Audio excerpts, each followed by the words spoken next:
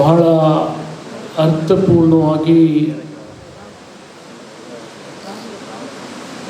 ಬಾಬು ಜಗಜೀವನ್ ರಾಮ್ ಹಾಗೂ ಅಂಬೇಡ್ಕರ್ ಅವರ ಜಯಂತಿಯನ್ನು ಜಿಲ್ಲಾ ಆಡಳಿತ ಈ ವರ್ಷ ಮಾಡಿದೆ. ಅವರಿಗೆ ನಾನು ಕೃತಜ್ಞತೆಯನ್ನು ಸಲ್ಲಿಸ್ತೀನಿ ಈ ಸಂದರ್ಭದಲ್ಲಿ. ಯಾಕೆಂದರೆ ಪ್ರತಿ ವರ್ಷ ಕೂಡ ನಾವು ಮಾಡ್ತೀವಿ, ಆದರೆ ಈ ವರ್ಷದ ವೈಶಿಷ್ಟ್ಯತೆ ಏನು, ಇದನ್ನು ನಾವು ಮೆಲುಕು ಹಾಕಿದರೆ ಸಾಮಾಜಿಕ ನ್ಯಾಯ ಮತ್ತು ಆರ್ಥಿಕ ಸ್ವಾತಂತ್ರ್ಯ ಸಮಾಜದ ಕಟ್ಟಕಡೆಯ ಮನುಷ್ಯನಿಗೆ ಸಿಗಬೇಕಂತಕ್ಕಂಥದ್ದೇ ಈ ದೇಶದ ಎಲ್ಲ ಮುಖಂಡರ ಆಸೆ ಆಗಿತ್ತು. ಇದನ್ನು ಅತ್ಯಂತ ಅರ್ಥಪೂರ್ಣವಾಗಿ ಆಚರಣೆಗೆ ತರ್ತಕ್ಕಂಥ ಇಚ್ಛಾಶಕ್ತಿ ಉಳ್ತಕ್ಕಂಥ ಧೀಮಂತ ನಾಯಕರು ಯಾರಾದರೂ ಇದ್ದರೆ ಅದು ಡಾಕ್ಟರ್ ಭೀಮರಾವ್ ಅಂಬೇಡ್ಕರ್ ಅವರು ಅಂಥೇಳಿ ಭಾಳ ಹೆಮ್ಮೆಯಿಂದ ನಾವು ಹೇಳ್ಕೊಳ್ತೀವಿ. ಅವರ ಆಚಾರ ವಿಚಾರ ಇವತ್ತು ನಮಗೆ ಸಿಗದೇ ಇದ್ದರೆ ಈ 75 ವರ್ಷಗಳ ಸಾಧನೆ ಈ ಮಟ್ಟಕ್ಕೆ ಬರ್ತಿರಲಿಲ್ಲ. ಇವತ್ತು ಪ್ರಜಾಪ್ರಭುತ್ವ ವ್ಯವಸ್ಥೆಯಲ್ಲಿ ಪಕ್ಷಗಳ ಸಂಘರ್ಷ ಇದ್ದೇ ಇರ್ತದೆ, ವ್ಯಕ್ತಿಗಳ ಸಂಘರ್ಷ ಇದ್ದೇ ಇರ್ತದೆ. ಆದರೆ ಭದ್ರ ಬುನಾದಿ ಹಾಕಿರ್ತಕ್ಕಂಥ ಸಂವಿಧಾನದ ಆಶೆಯನ್ನು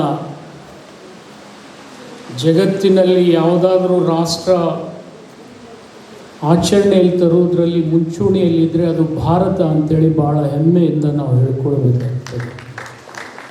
ಇವತ್ತು ನಾವು ನೋಡ್ತೀವಿ ಸಾವಿರಾರು ಇರ್ಬೋದು, ನೂರಾರು ಭಾಷೆಗಳಿರ್ಬೋದು, ಇಷ್ಟೆಲ್ಲದರ ಮಧ್ಯೆ ವಿವಿಧತೆಯಲ್ಲಿ ಏಕತೆಯನ್ನು ಕಾಣತಕ್ಕಂಥ ಒಂದು ರಾಷ್ಟ್ರವನ್ನಾಗಿ ನಾವು ಮಾರ್ಪಾಡು ಮಾಡಿಕೊಳ್ತಾ ಇದ್ದೀವಿ. ಈ ಸಂದರ್ಭದಲ್ಲಿ ಬಾಬು ಜಗಜೀವನ್ ರಾಮನ್ನು ಕೂಡ ನಾವು ನೆನೆಯಬೇಕಾಗ್ತದೆ. ಅವರ ಸಂಘರ್ಷಮಯವಾಗಿರ್ತಕ್ಕಂಥ ಜೀವನದ ಬಗ್ಗೆ ಇಲ್ಲಿ ಉಪನ್ಯಾಸಕರು ಹೇಳಿದ್ದಾರೆ, ಜಿಲ್ಲಾಧಿಕಾರಿಗಳು ಹೇಳಿದ್ದಾರೆ. ಆದರೆ ಒಂದು ಮಾತನ್ನು ನಾವು ಮನವರಿಕೆ ಮಾಡಿಕೊಳ್ಬೇಕು. ಸ್ವಾತಂತ್ರ್ಯ ಪೂರ್ವದಲ್ಲಿ ಕೇವಲ 35 ಕೋಟಿ ಜನರಿಗೆ ಅನ್ನ ಹಾಕ್ತಕ್ಕಂಥ ಶಕ್ತಿ ಈ ದೇಶಕ್ಕೆ ಇರಲಿಲ್ಲ. ಆ ಹಿನ್ನೆಲೆಯಲ್ಲಿ ಅರ್ಥಕೊಂಡು ದಿವಂಗತ ಲಾಲ್ ಬಹದ್ದೂರ್ ಶಾಸ್ತ್ರಿಯವರು ಅವರೇ ಉಪವಾಸವನ್ನು ಕೈಗೊಂಡು ಅಂಥ ಕನಸನ್ನು ನೆನಸು ಮಾಡ್ತಕ್ಕಂಥದ್ರಲ್ಲಿ ಹಸಿರು ಕ್ರಾಂತಿ ಮಾಡಿರ್ತಕ್ಕಂಥ ವ್ಯಕ್ತಿ ಯಾರಾದ್ರಿದ್ರೆ ಅದು ಬಾಬು ಜಗಜೀವನ್ ರಾಮ್ರು ಅಂತೇಳಿ ಭಾಳ ಹೆಮ್ಮೆಯಿಂದ ನಾವು ಹೇಳ್ಕೊಳ್ಬೇಕು. ಇವತ್ತು ಅಂಬೇಡ್ಕರ್ ಅವ್ರ ಬಗ್ಗೆ ಇಡೀ ದಿವಸ ಹೇಳಿದರೂ ಕೂಡ ಸಾಲದು. ಅವರು ಕೂಡ ಇಷ್ಟೆಲ್ಲ ಸಾಧನೆ ಮಾಡಿದ ಮೇಲೆ ವ್ಯಕ್ತಿ ಪೂಜೆ ಕಡೆ ವಾಲಿಲ್ಲ, ವ್ಯಕ್ತಿತ್ವದ ಕಡೆ ವಾಲಿರ್ತಕ್ಕಂಥ ಒಬ್ಬ ಧೀಮಂತ ನಾಯಕರು. ಎಂದೂ ಕೂಡ ಅವರು ತಮ್ಮ ಜೀವನದಲ್ಲಿ ವ್ಯಕ್ತಿ ಪೂಜೆ ಮಾಡಿರಿ ಅಂತ ಹೇಳಲಿಲ್ಲ. ಇವತ್ತು ನಾವು ಮಾಡ್ತಿರ್ಬೋದು, ಅವರಿಗೆ ಪುಷ್ಪಾರ್ಚನೆ ಮಾಡ್ತಿರ್ಬೋದು, ಮಾಲಾರ್ಪಣೆ ಮಾಡ್ತಿರ್ಬೋದು. ಆದರೆ ಅವರ ಆದರ್ಶ ಎಷ್ಟು ಕಠೋರವಾಗಿತ್ತು ಅನ್ನೋದಕ್ಕೆ ಇವತ್ತು ನಾವು ಮನವರಿಕೆ ಮಾಡಿಕೊಳ್ಬೇಕು. ಯಾಕಂದರೆ ಈ ದೇಶ ಇವತ್ತು ಜಗತ್ತಿನ ಒಂದು ಶಕ್ತಿಯುತ ದೇಶವಾಗಿ ಹೊರಹೊಮ್ಮಬೇಕಾಗಿದ್ದರೆ ಅದಕ್ಕೆ ಬಾಬಾ ಸಾಹೇಬ್ ಅಂಬೇಡ್ಕರ್ ಅವರ ವ್ಯಕ್ತಿತ್ವದ ಕೊಡುಗೆ ಬಹಳ ದೊಡ್ಡ.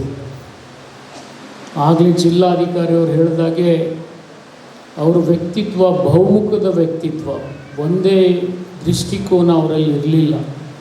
ಅವರಲ್ಲಿ ಆರ್ಥಿಕತೆ ಬಗ್ಗೆ ಅಪಾರವಾದ ಜ್ಞಾನ ಇತ್ತು, ಕಾನೂನಿನ ಬಗ್ಗೆ ಜ್ಞಾನ ಇತ್ತು, ನೀರಾವರಿ ಬಗ್ಗೆ ಜ್ಞಾನ ಇತ್ತು.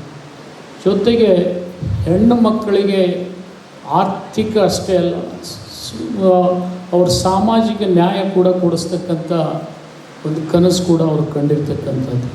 ಮತ್ತು ದಮನಿತರ ಧ್ವನಿ ಯಾರಾದರೂ ಈ ದೇಶದಲ್ಲಿ ಆಗಿದ್ದರೆ ಅದು ಡಾಕ್ಟರ್ ಬಾಬಾ ಸಾಹೇಬ್ ಅಂಬೇಡ್ಕರ್ ಅಂತೇಳಿ ನಾನು ಹೇಳಬೇಕಾಗ್ತದೆ. ಇಂಥ ಎಲ್ಲ ಬಹುಮುಖದ ವ್ಯಕ್ತಿತ್ವದ ವ್ಯಕ್ತಿಯನ್ನು ಇವತ್ತು ನಾವು ನೆನೀತಾ ಇದ್ದೀವಿ. ಈ ಜಗತ್ತಿನಲ್ಲಿ 800ರಿಂದ 900 ಕೋಟಿ ಜನ ಇದ್ದಾರೆ. ನಾವೆಲ್ಲ ಜನ್ಮ ತಾಳಿರ್ತಕ್ಕಂಥ ವ್ಯಕ್ತಿಗಳ ಜನ್ಮ ದಿನಾಚರಣೆ ಆಚರಣೆ ಮಾಡಲಿಕ್ಕಾಗೋದಿಲ್ಲ. ಆ ಪಂಕ್ತಿಗೆ ಕೆಲವೊಬ್ಬರು ಸೇರ್ತಾರೆ. ಅಂಥದ್ರಲ್ಲಿ ಇವತ್ತು ಡಾಕ್ಟರ್ ಭೀಮ್ರಾವ್ ಅಂಬೇಡ್ಕರು, ಬಾಬು ಜಗಜೀವನ್ ರಾಮ್ರು ಅಂದರೆ ತಪ್ಪಾಗಲಿಕ್ಕಿಲ್ಲ ಅಂತ ನಾನು ಹೇಳಬೇಕಾಗ್ತದೆ. ಇನ್ನೂ ಅನೇಕರ ಜಯಂತಿಯನ್ನು ಈ ದೇಶದಲ್ಲಿ ನಾವು ಆಚರಣೆ ಮಾಡ್ತೀವಿ. ಅಂಥವರನ್ನೆಲ್ಲ ನೆನೆದು ಇವತ್ತು ಈ ಸಂವಿಧಾನವನ್ನು ಭಾಳ ಗಟ್ಟಿಯಾಗಿ ಉಳಿಸಿ ಸಮಾಜದಲ್ಲಿ ಬದಲಾವಣೆಯನ್ನು ತರ್ತಕ್ಕಂಥದ್ರಲ್ಲಿ ನಾವು ಭಾಳ ಮುಂಚೂಣಿಯಲ್ಲಿದ್ದೀವಿ. ಅವ್ರ ಜೊತೆಗೆ ಅನೇಕ ಸಂಶೋಧಕರಿದ್ದಾರೆ, ವಿಜ್ಞಾನಿಗಳಿದ್ದಾರೆ, ಇಂಜಿನಿಯರ್ಗಳಿದ್ದಾರೆ. ಇವರನ್ನೆಲ್ಲ ನಾವು ನೆನೀಲೇಬೇಕಾಗ್ತದೆ. ಅವ್ರ ಸಮಾಜದ ಒಂದೊಂದು ದೃಷ್ಟಿಕೋನದಿಂದ ಒಂದೊಂದು ಕೊಡುಗೆಯನ್ನು ಕೊಟ್ಟಿದ್ದಾರೆ. ಇಂಥವರೆಲ್ಲರನ್ನು ಇವತ್ತು ನೆನೆದು ಈ ಸಮಾಜಕ್ಕೆ ಅರ್ಥಪೂರ್ಣವಾದಂಥ ಒಂದು ಆಚರಣೆಯನ್ನು ನಾವು, ಜನ್ಮದಿನದ ಆಚರಣೆಯನ್ನು ನಾವು ಮಾಡಿದ್ದೀವಿ. ಈ ಸಂದರ್ಭದಲ್ಲಿ ಹೆಚ್ಚಿಗೆ ನಾನೇನೂ ಮೆಲುಕು ಹಾಕಲಿಕ್ಕೆ ಹೋಗೋದಿಲ್ಲ. ಆ ಆಶೆ ಹಿನ್ನೆಲೆಯಲ್ಲಿ ಇವತ್ತು ಹಾವೇರಿ ಜಿಲ್ಲೆ ಕೂಡ ಅನೇಕ ವಿಚಾರಗಳಲ್ಲಿ ನಾವು ಸಾಧನೆಯನ್ನು ಮೆರೀತಾ ಇದ್ದೀವಿ. ಇವತ್ತು ವಿಶೇಷವಾಗಿ ಹಿಂದುಳಿದ ಮಕ್ಕಳಿಗೆ, ದಲಿತರ ಮಕ್ಕಳಿಗೆ, ಶೋಷಿತರ ಮಕ್ಕಳಿಗೆ ವಿದ್ಯಾಭ್ಯಾಸ ಕೊಡೋದ್ರಲ್ಲಾಗಲಿ, ಅವರಿಗೆ ಸ್ಕಾಲರ್ಶಿಪ್ ಕೊಡೋದ್ರಲ್ಲಾಗಲಿ, ಜೊತೆಗೆ ಭಾಳ ಮಹತ್ತರವಾಗಿರ್ತಕ್ಕಂಥ ಒಂದು ಬದಲಾವಣೆ ಏನಪ್ಪ ಅಂತಂದರೆ ಜಾತಿ ವ್ಯವಸ್ಥೆಯನ್ನು ಒಡೆದಾಕಿ ಅಂತರ್ಜಾತಿ ವಿವಾಹ ಮಾಡೋದರಲ್ಲಿ ಹಾವೇರಿ ಕೂಡ ಮುಂಚೂಣಿಯಲ್ಲಿದೆ ಅಂತೇಳಿದರೆ ಅದು ತಪ್ಪಾಗಲಿಕ್ಕಿಲ್ಲ ಅಂಥೇಳಿ ನಾನು ಭಾವಿಸ್ತೀನಿ. ಯಾಕೆಂದರೆ ಈ ಸಮಾಜ ಬದಲಾವಣೆ ಆಗಬೇಕಾದ್ರೆ ಅದು ನಿಂತ ನೀರಾಗಬಾರ್ದು, ಹರಿಯು ನೀರಾಗಬೇಕು. ಈ ಸಮಾಜದಲ್ಲಿ ಜಾತಿ ವ್ಯವಸ್ಥೆ ಭಾಳ ಹಿನ್ನಡೆಯನ್ನು ಸೃಷ್ಟಿಸಿ ಹೋಗಿರ್ತಕ್ಕಂಥದ್ದು. ಅದರಲ್ಲಿ ನಮ್ಮ ದೇಶದಲ್ಲಿ ಇದನ್ನು ನಾವು ಮೇಲ್ನೋಟಕ್ಕೆ ನೋಡ್ತಕ್ಕಂಥ ಅನೇಕ ಘಟನೆಗಳು ದಿನ ಮರುಕರುಳಿಸ್ತವೆ.